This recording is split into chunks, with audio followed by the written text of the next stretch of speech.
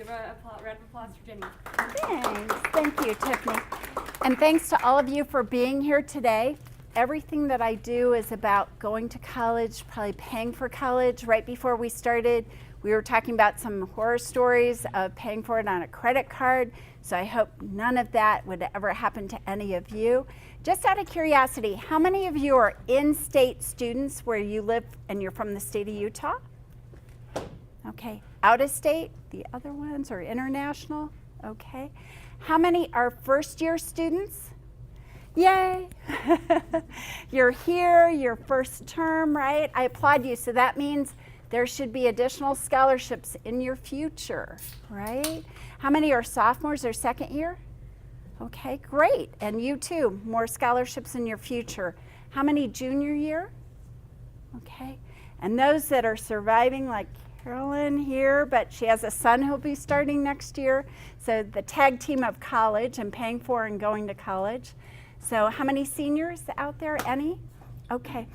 And I'm glad that you're here because there are still hints that could help you with grad school or other things that we'll talk about today. So, and I love the Personal Money Management Center, their session. So I'll give them a plug as well. So please, if you can attend them. How many of you have attended other sessions that they've offered? Okay, great. Because I went to as many as possible last year. And toward the spring, they have a lot of professional, like a Dave Ramsey kind of speaker, and a lot of Phil Town, and they have different speakers that bring in a more of a nationwide and global perspective. So I'd really encourage you to attend those.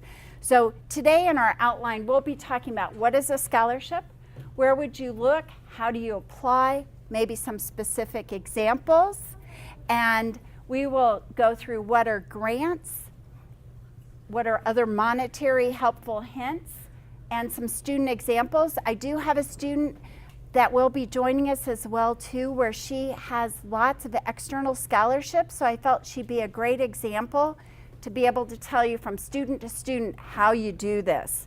She's been able to really make it happen. So what is a scholarship? It's any award for a student that will future and further your education. And a lot of times they're based on merit, they're based on need, they're based on talent or athletics. You might get it from marching band. Just a show of hands, how many of you have had a scholarship already? Yay, great. And what I find is when you get one scholarship, students tend to get more. And how many of you receive scholarships maybe from the University of Utah, somewhere with a department or a major? And then how many received external scholarships? Okay, great. Come on up, you can present, right? Because you've done it, you've experienced it. So, but you realize a lot of the criteria, a lot of times what we're gonna try to help you in this session is just to focus, how can you focus your scholarship search? Because if you've done FastWeb or some of the nationwide searches, a lot of times you might even want to set up a separate email address because you're going to get contacted so much. One of the other things that I did not put on the slides but should have, and I'll add it next time, scholarship scams. I don't know if any of you have had that happen. Anybody? Where they asked you to pay money? And do you want to have... Well, just my mom has been a college professor at a school in California in community college, and my mom was always like, well, why don't you apply for this one? You just pay $5. And I was like, Mom, I don't think that's real. Mm-hmm. Yeah, so if they ask you for money, whether it's FAFSA.gov, whether it's a scholarship, those are probably scams. So I would be leery. You shouldn't ever have to pay a credit card or pay a fee to get a scholarship. And we'll help you with that. You can go to the Personal Money Management Center, you can come to us. So most of the scholarships are either from colleges, private donors, or foundations. And scholarship money is gift money. It doesn't have to be repaid. In front of you, you all have the little index cards. There's all different scholarships. And if you don't think the one in front of you applies to you, and if you have one of these little cards, if it doesn't apply, like some of them might say engineering, go ahead and pass it on to another person. The one I have here is an excellent one. Are any of you in nursing or any of the healthcare fields? Okay. I have in front of me the National CPR Foundation. They give monthly, did you hear monthly? Scholarship awards. Is that amazing? So monthly. It's not even on annual. Most of them are annual, right? They have a deadline and you go, I missed it. How'd that happen? But National CPR is a monthly.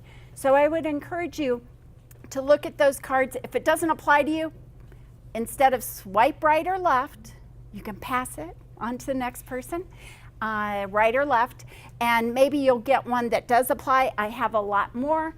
I'll forward these around, feel free. And where we got all of these scholarship names, last year from external scholarships, we received over $6 million. $6 million. Helps thousands of students.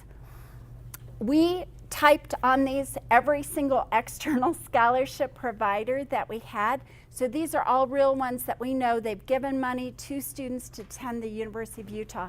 Let me give you an example of one of the ones that's so rare or unique. The Teamsters Union in Wyoming. There is a Teamsters Union in Wyoming that gave money for a student to attend the University of Utah.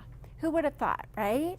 There are so many different groups out there that give money. So a lot of times when you hear funds go unused, it's only because maybe the right person didn't apply, you didn't know about it, so definitely apply. But it's gift aid money and it should not have to be repaid. Okay, this is you. My daughters definitely have Converse tennis shoes, right? They live in them. One walked out today in them. But the best thing is to start your search. And right now is a good time really for fall 19 is primarily what we're going to be talking about. So we're already gearing up for 1920, which I know it's hard. We just started school, right? And you had fall break, but it's time to start looking at the next year. And what we're going to do now is just look 1 second. There is a video that a student actually received like over $1,000 scholarship just by entering a video on how to save money and money management. So we'll watch it. There are some other ones that are possibly better videos, but it is kind of humorous. So we'll take a look and we'll watch this 1 second. And of course it's Sam Smith song, so hey, what's...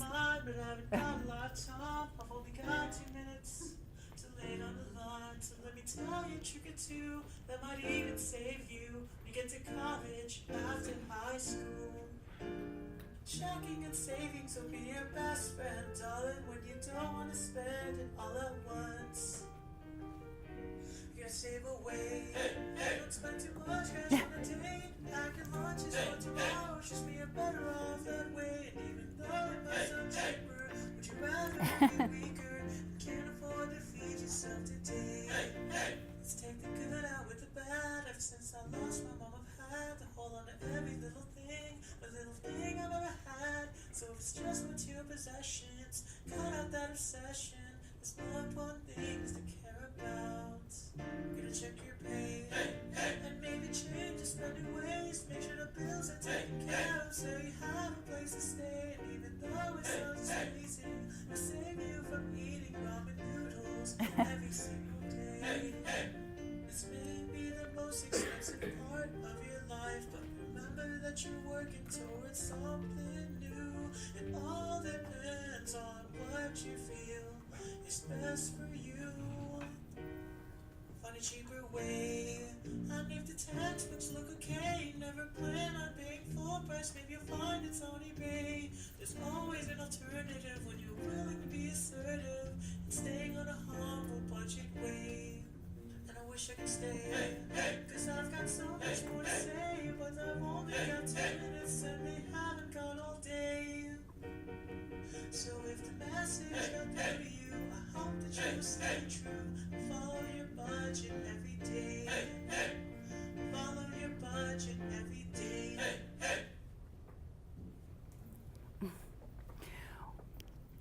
Any reactions, thoughts? Do you like the eyebrows? Who would have thought eyebrows are in for guys too, right?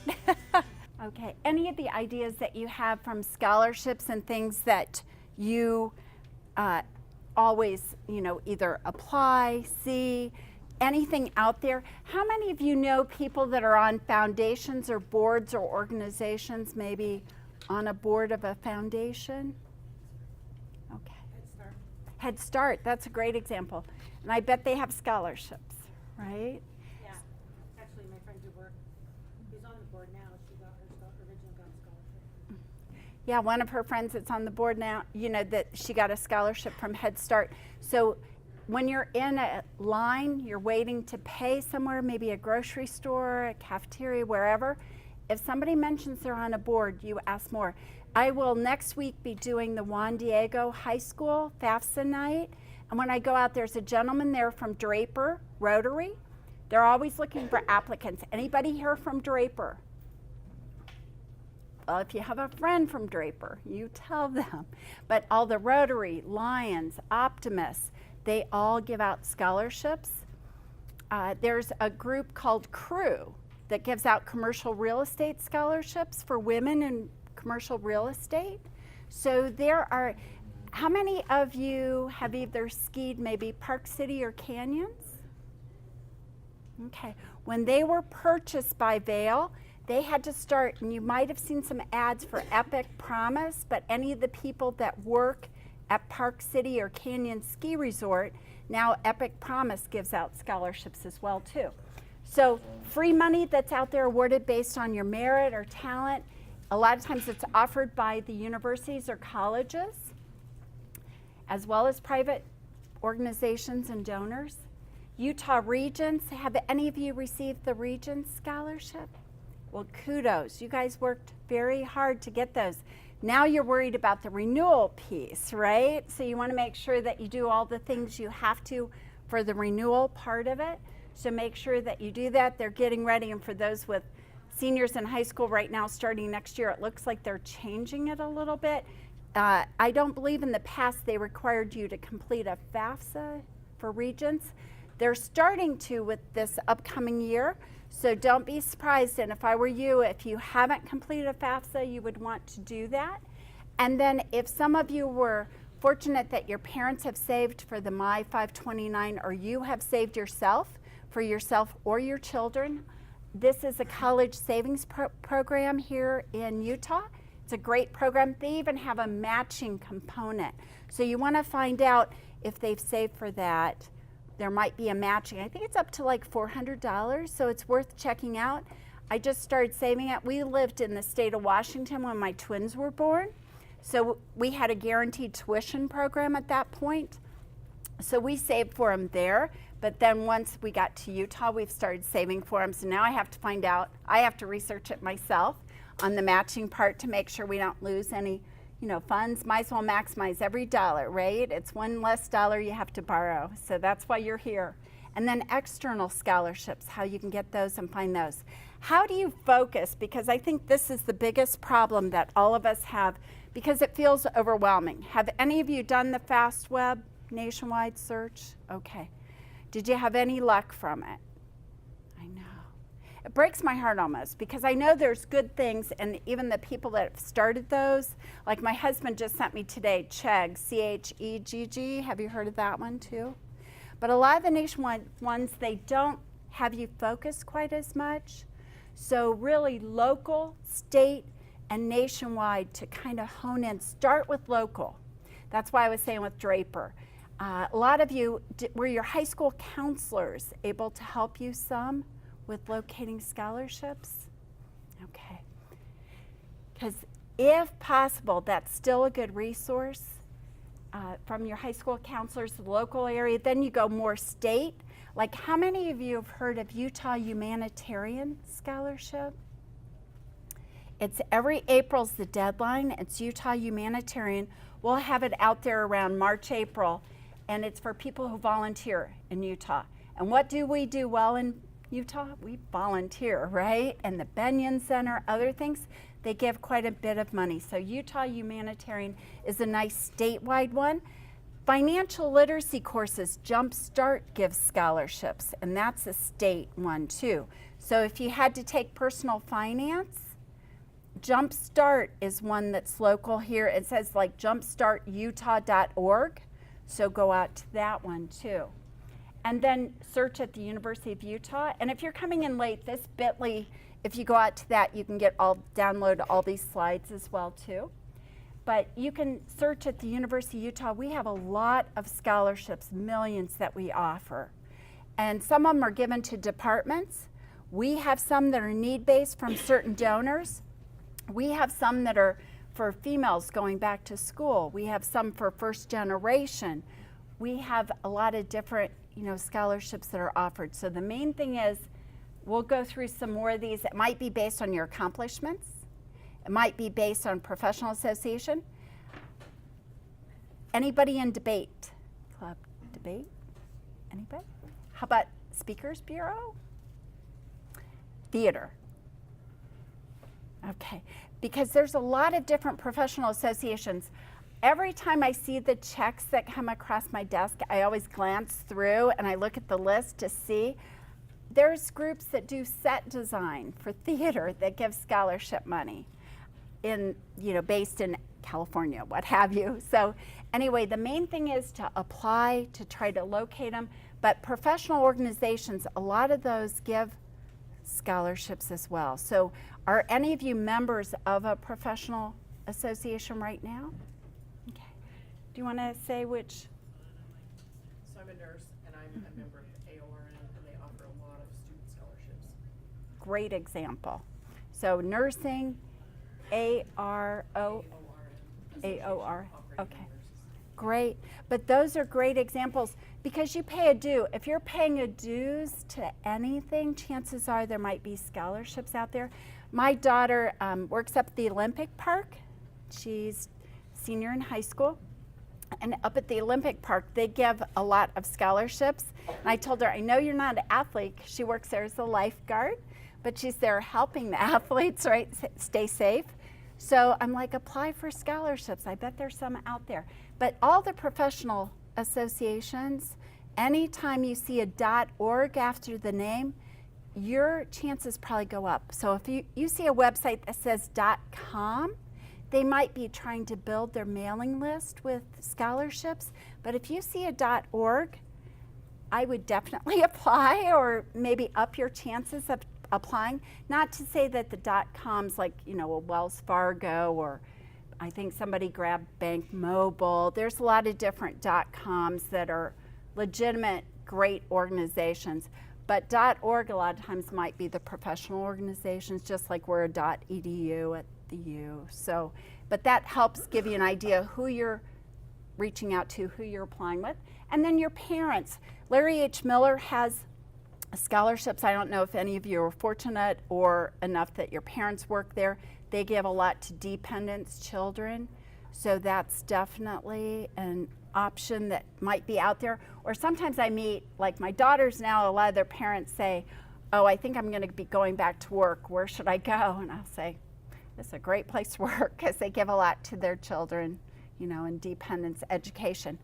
If you haven't filed a FAFSA, guess what? It's open right now. So you might have filed one for the current 18-19 year, but now 19-20 is open. So you have to make sure in that drop down, as of October 1st, the 19-20 is open. And sometimes, even if you're not receiving any need-based scholarships, still fill it out. Some of the scholarships that we award, the donor may require or may not. They might not even look at how financially needy a student is, but just that they filed one. And let me give you an example. Maybe you went to Salt Lake Community College first and now you're transferring here.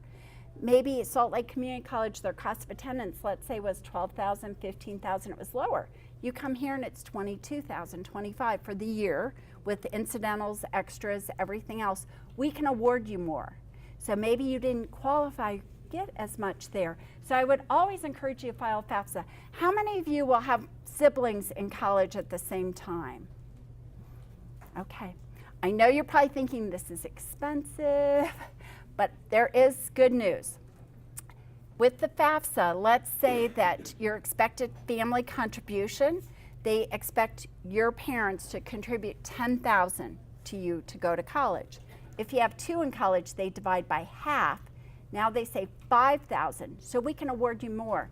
So if our cost is $20,000, there's 2 in college, $5,000 each, we can award $15,000, up to $15,000 possibly, or even more to each student. So when you have 2 in college at the same time, it's a great benefit. I know you're thinking, but it's expensive. Now if you're 4 years apart from your sibling and somebody's graduated, you don't have that break, I'm sorry. But it's a really good thing if you have more than one at a time in college. So definitely file the FAFSA, make sure you fill it out. The University of Utah scholarship application, a lot of you that are current students already, sophomore, junior, senior, have you gone out to utahacademicworks.com and filled out the general application? Did you do that already? Anybody? Okay, you have homework from this session. In addition to good food, make sure that you go out to utahacademicworks.com. And right now it's open for fall 19 and after. There's a general application that you would complete. So you complete one general application. You'll be considered for lots of different scholarships. Then there might be additional opportunities that come open to you. So depending on your major or what your field of study or your interests, what you put on there, maybe you put first generation, maybe you put Native American, maybe you put, you know, that you're Latino, Hispanic, what have you. Whatever items you put on there, we can then look at, and you might be announced additional opportunities. So if you're engineering, we might come back out to you and say, now here's your additional engineering opportunities.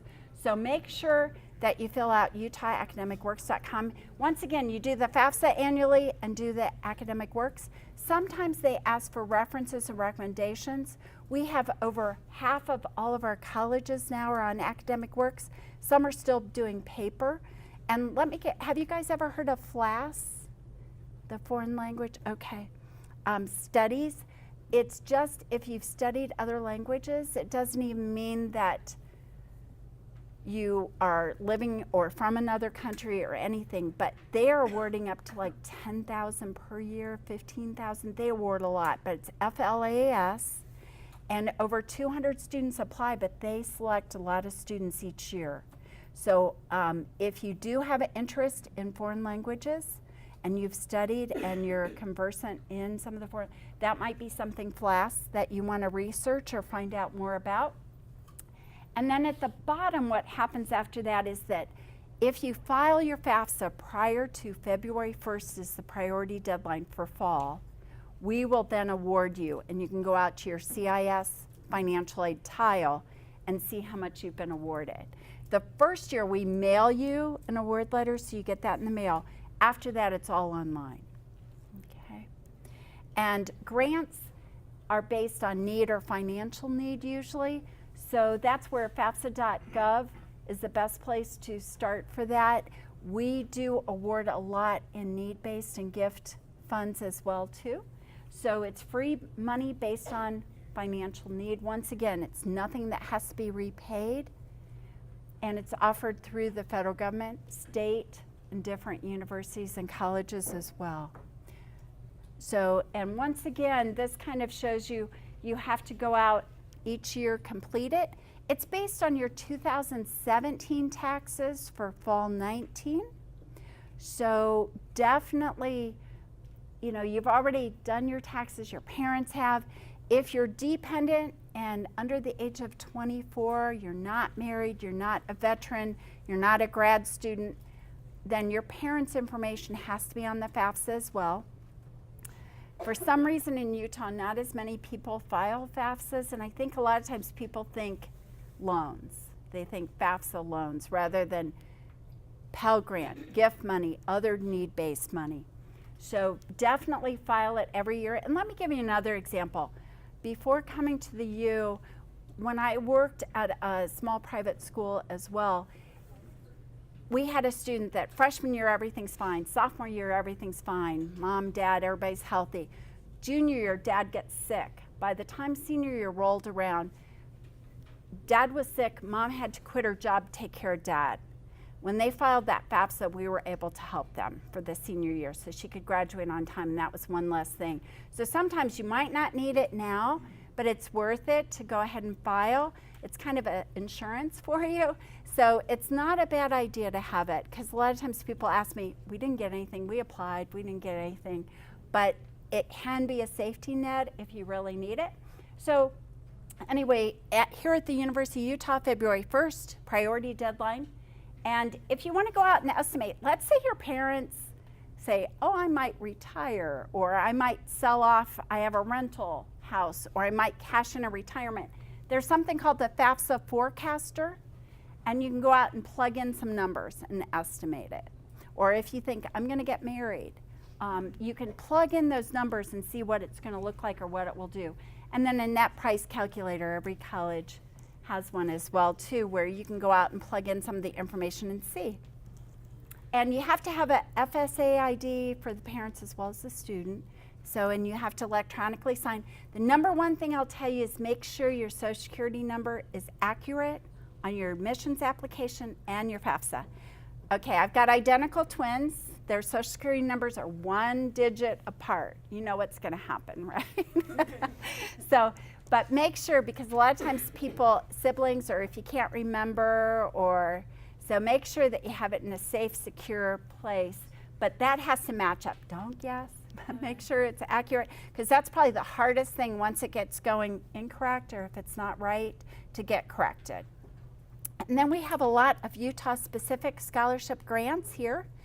Utah Promise, ARUP, Utah Education Fund, Higher Education Success Stipend. You don't have to do anything NB-TAG. You don't have to do anything to receive these except file a FAFSA.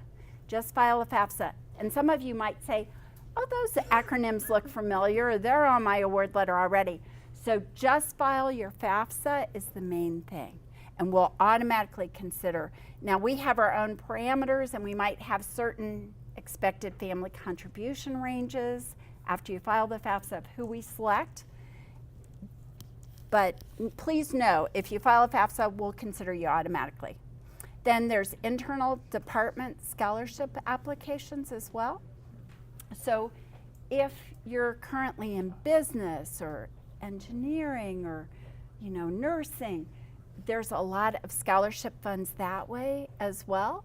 So if you have not talked to academic advisors or to find out, make sure. Sometimes they require paper applications, or they're doing the application through utahacademicworks.com.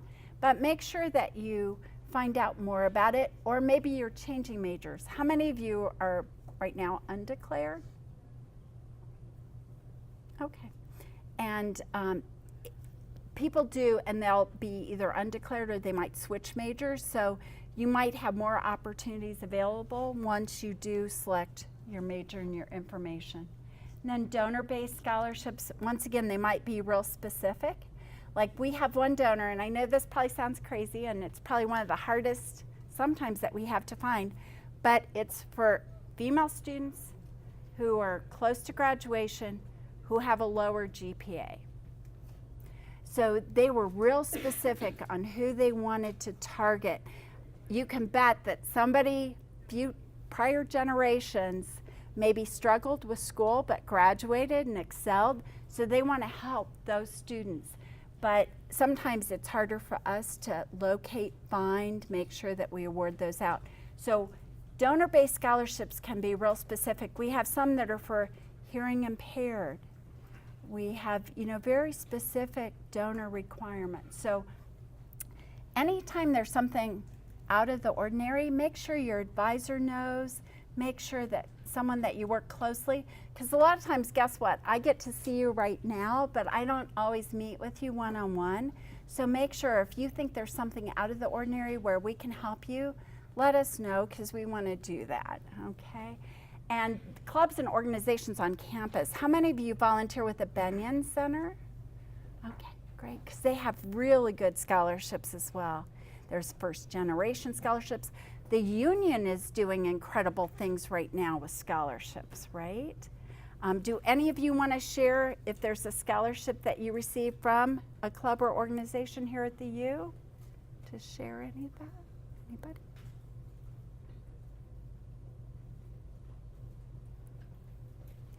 okay, next year when I'm here, you're going to tell me how you got that scholarship, right?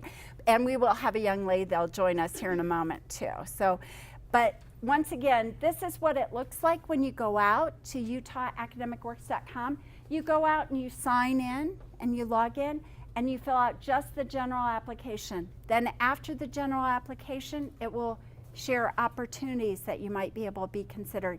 And it's not a bad idea to check it maybe like once a month and go back in. So if I were you, this is your Halloween, Thanksgiving homework. Maybe when you're on break and you have a little downtime, go ahead and fill out that application, the general one, and then maybe check at the end of each month to see if there's any new ones. Because today, like Mary Tallboy's scholarship, she was somebody who was on faculty here. She is now earmarking funds for women returning to college. So I would really encourage, that came midstream during the year. So last year we had a few referrals. Now this year she will have her application is placed out there so people will be able to list themselves and apply for it on there. But there's a lot of very specific, so when you check off different boxes, it helps with receiving these scholarships. So, and most of them will probably be selected around spring, like probably February, March, April. So the sooner you apply, probably the better, but then check back. And then we also do something really cool. I don't know if you've gone out to our website to see under scholarships, financialaid.utah.edu, and then types of aid and scholarships, where the light bulb is. These are all external scholarships and external resources that are out there for current students. So like here, you can see campus resources. So whether it's through Veterans, Women's Resource Center, the Union, Hinckley, LGBT, Resource Center, Equity and Diversity, Dream Center, Benyon, alumni, you can go out and apply for a lot of different scholarships that are out there, but they're all listed. So definitely go to where the light bulb is, and there's a lot more resources for you out there. So hopefully it'll give you an idea to apply for additional kinds of scholarships. And then this is kind of neat too, because every day we probably get 25 to 50 different scholarships that come in that they're like, post our information. We try to vet some of them in here, buyer beware. We talked about scholarship scams up front. Make sure that you check out, you don't have to apply to all of them, but this is a good way to screen if you have a little bit of extra time and you're saying where. But when there is a break, and I know you just got off break, yay. But you can look at, these are all based on deadline dates. These are all external scholarships that are due in September, due in October, due in November, December. So you can go out and apply for some of those as well too. And one of the favorite ones that I don't have any of you received Somos Foundation scholarship or applied for Millie? It is for Latino students. They're a great organization. They help whether a student is a citizen or not, or DACA or not. They help a lot of students. I've been able to attend a lot of their events, help them with graduation or career goals. It's a great organization. This is the Utah link, but they help a lot of students as well. And then something else too, Education at Work. Have you heard about this at all? It's not exactly a scholarship. It's a little bit of a spin-off or a little bit different. But Education at Work is here in the Salt Lake City area. The primary employer is Microsoft, and now they also have Discover Financial. It is a call center, but they need about 400 students. They've hired about 200 and some from the University of Utah. We are one, as you can tell, of only 4 colleges up there that's part of it. And we feel very fortunate. Really, the business school kind of brought them to us, but now actually they have more majors than just business. Almost everybody else has latched onto it and they are applying. So students get an hourly wage and they get up to $5,250 a year tuition reimbursement on top of the hourly wage. And they don't have to be full-time. So it's pretty rare, but this is a great option to loans or other things. Or I was just talking to a gentleman yesterday that was because the wages were going to be higher if he drove to, let's say, Park City or whatever. He goes, oh, I'll get paid a lot more. But I'm like, oh, did you know about this? So this could be a great option for individuals to explore. It's not for everybody, but the other good thing, if you're here local, maybe you can even work more during breaks, or you can work more during times where other people might be gone, or if they're from another state, they might be leaving. But education at work is another creative solution that might help some students save money. The other thing you want to make sure that you know about are scholarship requirements for renewal. So what are the renewal requirements? Like, we look at merit scholarships. So for those of you, when you came in, we awarded you a merit scholarship. Fall, you're fine. At the end of spring, we'll look, how many hours did you complete? Did you complete 24 credit hours? Were 20 of them graded? What's your GPA? So we'll look at all those specific requirements. We do have all the terms and conditions. So if you receive presidential, flagship, all the different ones, you can go out and look at those on the website. And you need to know how many hours you have to be enrolled. Like, most of ours require 12 hours. Just this morning before I came, there was external scholarship. I had 2 students. They were not attending 12 hours, so we didn't disperse their scholarships on their account. So we're reaching out to an external scholarship provider and saying, is it okay? Or let's say it's your last term here. You're like, we wish, right? Graduating, it's your senior year, and you only need 6 hours. We can possibly override that. You just have to let us know or appeal. So all of those kinds of things are great options. The Regents Scholarship does require 15 hours, so that one's pretty strict. And then if you change enrollment, this is probably another biggie. If you decide to go from 12 credit hours to less, it all depends. So you probably want to come in our office or talk to us. Or if you withdraw completely, if all of your tuition comes off, then it's easy to understand that you would not, that scholarship would come off as well. But definitely reach out to our office about requirements and anything else that you have with questions. But if you're changing your status at school at all, and we work a lot with any kind of, ADA compliant as well too. So if you need a reduced course load because of any accommodations or you've had medical limitations, we can work with that. We just need to know. So make sure that you reach out to us. And okay, how many were out of state students? Okay. And probably you're real aware of how you can become in-state. So and we are so lucky in Utah to have this. I can tell you, my daughters right now, we're on that college search circuit, right, a little bit, and they've looked Washington, Oregon. Nobody's as friendly or as nice. Utah is very generous this way. But so if you meet some of the requirements, you'd want to work with admissions because they make the determination of in-state residency. But it is possible to save yourself quite a bit of money if you're considered in-state. But these are some kinds of things. You'd have to be here for 12 months. Your parents don't claim you on their taxes. You would need like a state of Utah driver's license or to prove that you live here, any of that kind of information. And then here's some other tips too. Just make sure that when you apply for scholarships to apply search and apply early. Come to our workshops. There's going to be a slide on when we're doing, it's right here, but coming up October 22nd, 23rd, 26th, we're doing some more FAFSA and scholarship workshops. We're trying to have them in computer labs too, so that hopefully we can help that way. So make sure that you know the deadlines, apply early. Essays, if you need help, the Writing Center is great with that as well too. Letters of recommendation. Make sure if you pick and select someone that you let them know ahead of time what's required, when it's due, those kind of things. UtahAcademicWorks.com, they can even upload it right in the system. And if somebody doesn't know you well enough to be able to write a letter of recommendation, that's might be difficult, but hopefully they'd let you know. Make sure you thank them, of course. tax breaks. Okay, how many of you file your own taxes? Okay, how many got the 1098-T at the end of the calendar year, right? Okay, the University of Utah sends that out. So whether it's you filing your taxes, anything that you paid out of pocket, whether it's a loan or you paying it, you can get a break.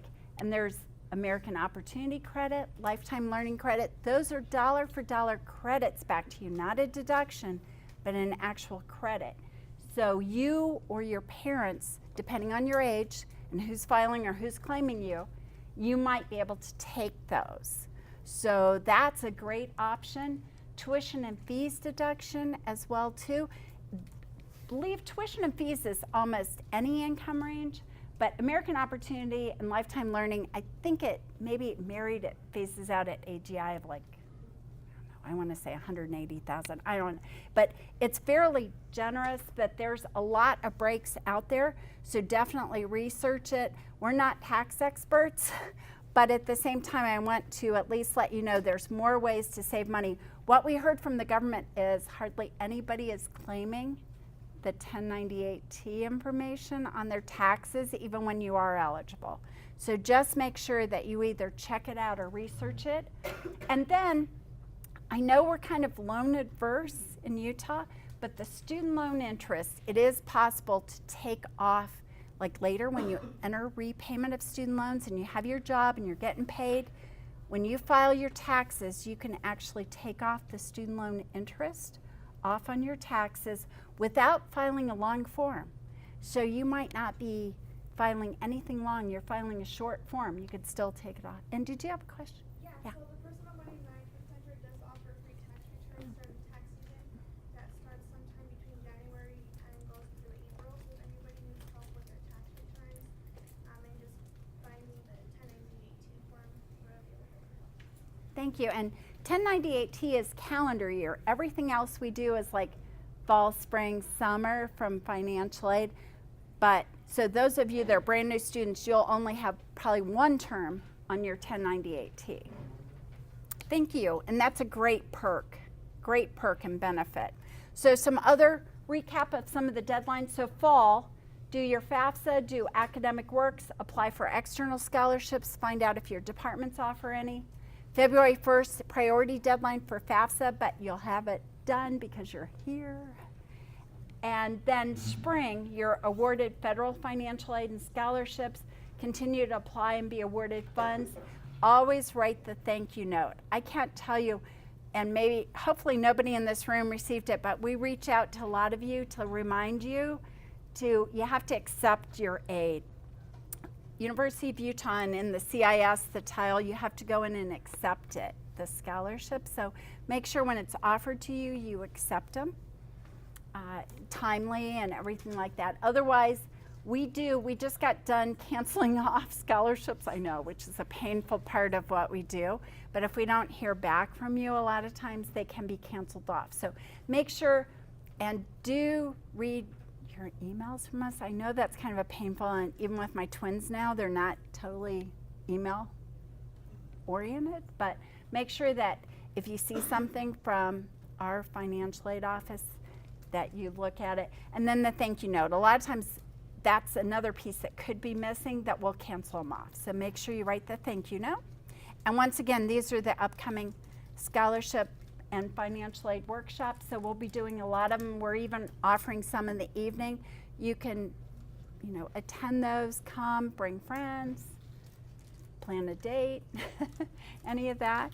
And are you Grace? Yes. We've been emailing and texting. Grace, nice to meet you. I'm Jenny Ryan, and I'm glad you're here. I wanted you to meet. We went through all of our scholarships and students to see who had applied, and Grace has received from 9 external scholarships this year. And I was like, there's nothing like hearing it from a student to know to another student, how do you do this? So I'd like to present Grace and have her present as well too, to kind of give you some hints and ideas of how you can do this, because it is possible. And she did it, so I'm glad you're here. Thanks. Thank you. Thank you for reaching out. So the external scholarship process was definitely long and time consuming, but you just kind of have to look at what you qualify for. I started out with banks that I have accounts with, and even if you aren't a member of a bank like Mountain America, that was one of the scholarships I got. Open an account. If it's worth like depositing $100 for a $2,500 scholarship, do it. What's stopping you? Like, just go for that kind of thing. Probably, I had a lot of, so I'm a freshman. I'll start there. My parents helped me out a lot with finding scholarships. If you don't have somebody to help you out, that's okay. It's just going to be a little bit more time consuming on your part. But the key here is to stay determined when you're looking for scholarships, because there is at least 10 scholarships out there for every person that you qualify for. You just have to be willing to devote the time to finding them. 10's obviously, a low estimate, but the point still stands that there are scholarships out there for anyone, for any sort of circumstance. I applied for probably 11 or 12 scholarships, and interestingly enough, the thing that probably took the least amount of time was sitting down to write the essays, because once you write one essay for a scholarship, you kind of get into a system. The prompts are all pretty similar. What do you want to do with the money that we're giving you? Like, I had a lot of passion for what I was writing about. I want to be a human rights lawyer. So I just channeled all of that passion into the scholarships that I was writing for and just reaped the benefits of that passion.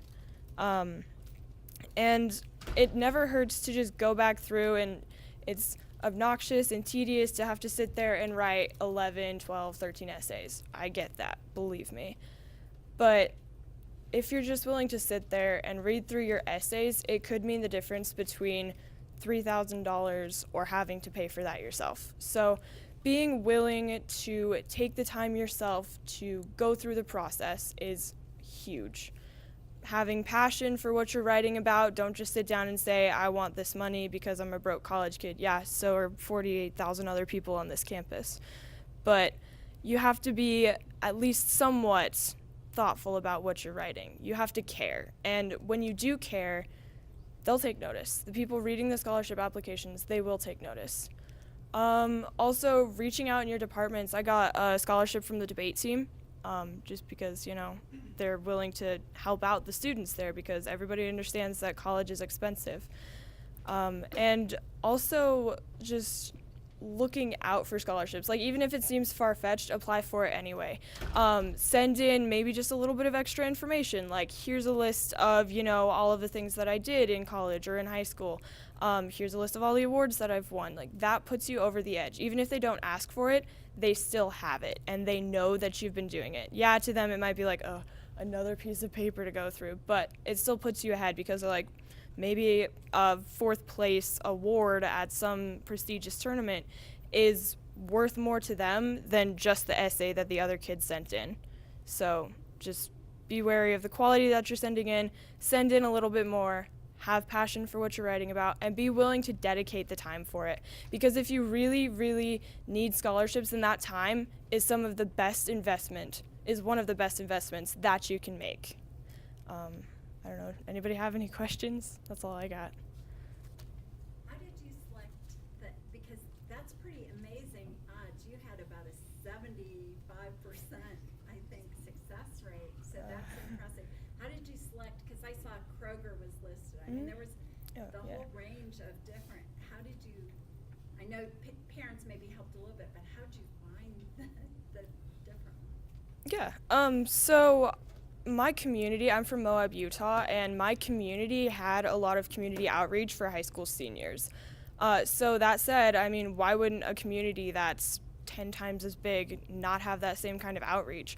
Look to local community scholarship programs, look to companies in the area. I'm sure that they have scholarships for people. Maybe you're not their intern, but maybe an internship with them will allow you to find something that you're interested in, and maybe it gives you a scholarship. My mom works for the Kroger company, so that's kind of how I stumbled on the Kroger scholarship. But yeah, look local, and then look to larger corporations, because once you start looking local, the people who own local companies and have local scholarships are going to be extremely happy when they can give that scholarship to a local student. Somebody in Salt Lake giving a scholarship to a student at the University of Utah, that's amazing because they're helping out, giving back to their community. And a lot of local communities, a lot of local companies really like to do that kind of thing. So don't give up.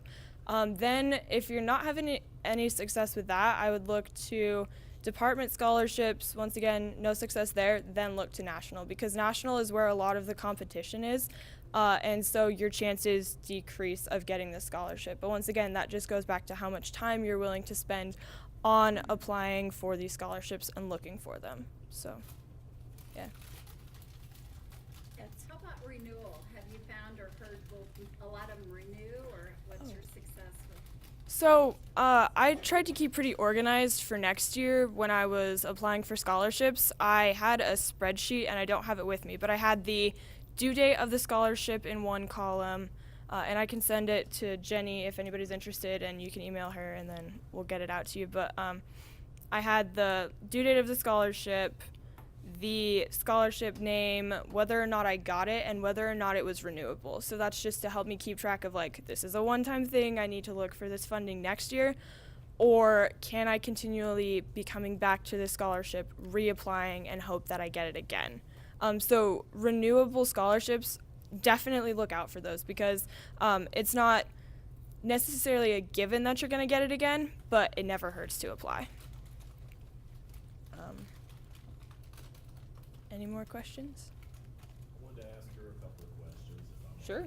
Yeah. Grace, thank you Yeah. very, very much. I was so excited. Because I know we're on break and other things, and she goes, I have class, and I'm like, well, class is most important, so if you can come join us, so please help yourself to food, other things, but thank you very, very much. So, Would you like me to stay until yeah, the end? yeah, if you want to, or if you have to, sure. Yes, please, go ahead. I help out one of the clubs here at the University of Utah. Oh, great. We have a lot of students at work, and some of them have tough majors, while they're working. And other students too, applies to other students with still not easy majors. How many of these scholarships can go to people that have low GPAs? It's not that they're bad people, but between them working, having tough majors, or family situations they need to deal with, they have low GPAs. And I don't think scholarships should go mostly to people with high GPAs. It's not right. That's not what college should be about. Are some of these scholarships just going to look at the whole person, not just, well, high GPA and that's it? That's a great point, and that's why we do work with the academic advisors as well. And just this morning, I had a phone call from someone in engineering that we were trying to help a particular student that we knew was in a difficult financial situation right now. So I think academic advisors are probably your best advocates to reach out to us, but we do look at a whole range of different things. So it might be based on major. We do have some donors that actually want to give scholarships to lower GPAs, which is because they recognize that, it might be a struggle. Plus, all of us have heard about different people, whether it's Bill Gates or others, that don't finish college, end up being successful. So you can contribute or give back. But we do want to work with the academic advisors.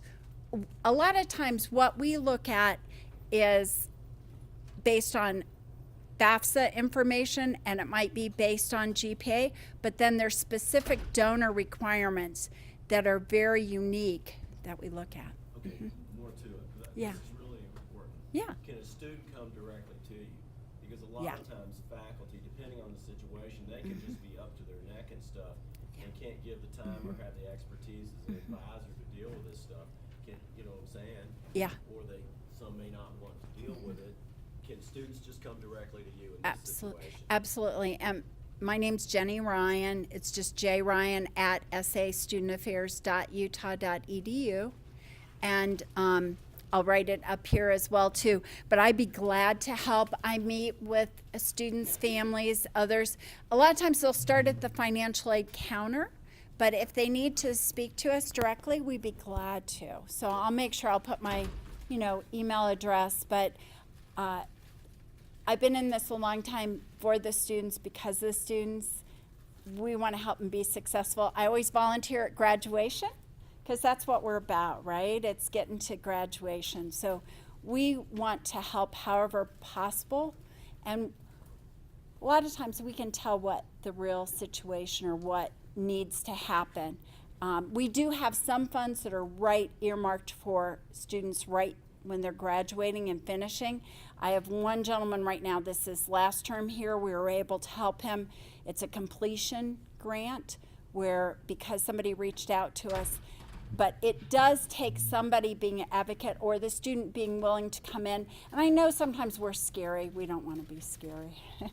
So please. Okay, second question, because Yeah. we have a lot of foreign students too.